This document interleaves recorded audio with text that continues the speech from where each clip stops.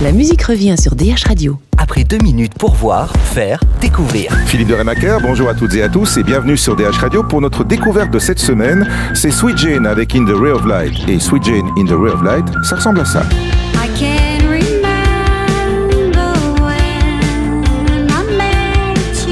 L'occasion de faire connaissance avec Sweet Jane. Bonjour. Bonjour. Comment allez-vous? Ça va bien, ça va bien. Alors c'est déjà le 4e album qui est plus qu'en préparation parce qu'il va sortir là dans le les 12 jours qui viennent. octobre. Ouais, Oui, voilà. oui. C'est vraiment tout chaud, donc on est fébrile. Oui, absolument.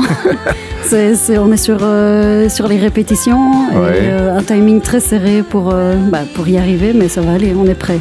Alors 4 albums, ça veut dire qu'on a déjà dépassé quand même le stade de la maturité, on est déjà bien installé dans son style. Oui. C'est quoi les influences de Sweet Jane? On commence avec Leonard Cohen, Don McLean de l'époque, fin des années 60 et des années 70.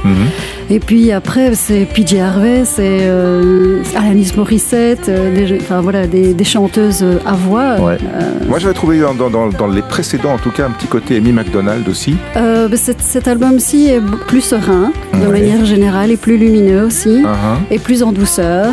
Et puis, avec quelques titres un peu plus pop, justement. Là, Amy McDonald, je trouve, mais toujours avec un côté un petit peu, déjanté.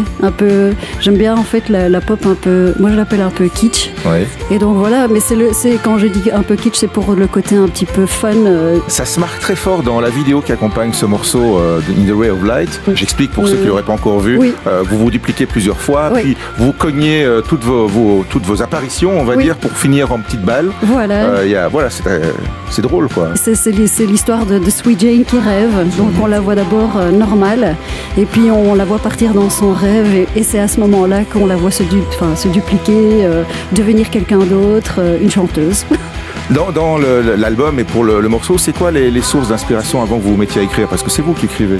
Alors cet album-ci, il a surtout été inspiré de voyages en Australie. J'ai une sœur qui vit là-bas, et donc je me suis basée sur l'histoire d'une aborigène au parcours initiatique, et c'est pour ça que je dis qu'au final, l'album est serein et lumineux, parce que quand on est dans un parcours initiatique, on traverse des épreuves, et puis on finit par trouver, on trouve son chemin et la sérénité.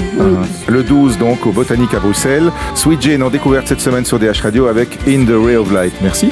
De rien, avec plaisir. Merci de m'avoir accueilli aujourd'hui.